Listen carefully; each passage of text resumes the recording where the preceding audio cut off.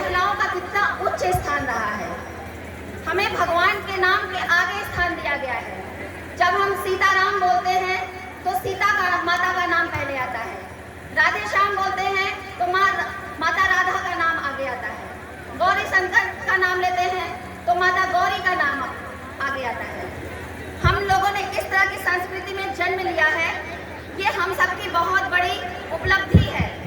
हिंदू समाज में हिंदू संस्कृति को अपनाते हुए हम सब आगे बढ़ रहे हैं, ये सब हमारी सबसे बड़ी उपलब्धि है।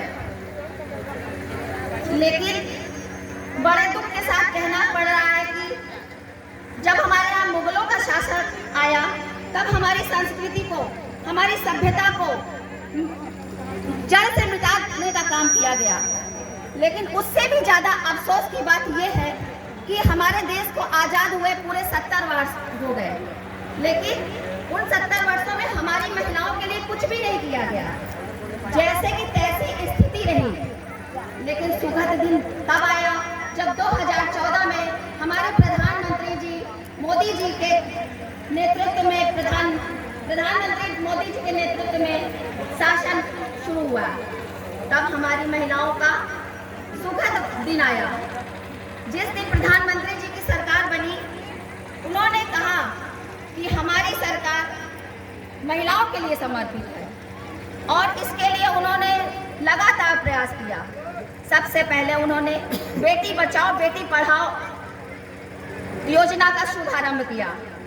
हमारे देश में बेटियों की संख्या कम होती जा रही थी, लगातार भ्रूण हत्याएं हो रही थी। इस विषय पर अगर किसी ने ध्यान दिया तो हमारे आदरणीय प्रधानमंत्री मोदी जी ने उज्ज्वला गैस योजना जैसी योजना लाई, जहां हमारी बहनें, ग्रामीण बहनें चूल्हे में परेशान हो रही थी, उनको धुआं से आंखें खराब हो रही थी और इसकी भी चिंता हमारे प्रधानमंत्री जी ने की। उनको उज्ज्वला योजना के माध्यम से गैस देने का काम किया। इसी क्रम में आवास योजना ग्रामीण क्षेत्रों की बहनों को अधिक से अधिक संख्या में मिला। इस तरह से कई योजनाओं का शुभारंभ किया। जनधन योजना, जहां बैंकों का खाता नहीं खुलता था, बहनों का फ्री खाता खुला। इस तरह से देश की आबादी की अगर किसी ने चिंता की है तो हमारे प्रधानमंत्री आदरणीय मोदी जी ने और उनके नेतृत्व में उत्तर प्रदेश के मुख्यमंत्री आदरणीय योगी जी ने। बहनों, अगर वो हमारे गार्जियन बन के हम सबकी चिंता कर रहे हैं तो हम सबको भी उनकी चिंता करनी चाहिए। डबल इंजन की सरकार देश के अंदर काम कर रही है। देश में प्रधानमंत्री जी की और उत्तर प्रदेश में आदरणीय मुख्यमंत्री जी की। हमारे बीच हमारे दिनेश भाई साहब जी का आगमन हुआ है। मैं उनका हार्दिक स्वागत, अभिनंदन और वंदन करती हूँ। नमस्ते भाई साहब। संख्या में कमल के फूल पर कमल के प्रत्याशी को वोट करना है, क्योंकि हमारा भविष्य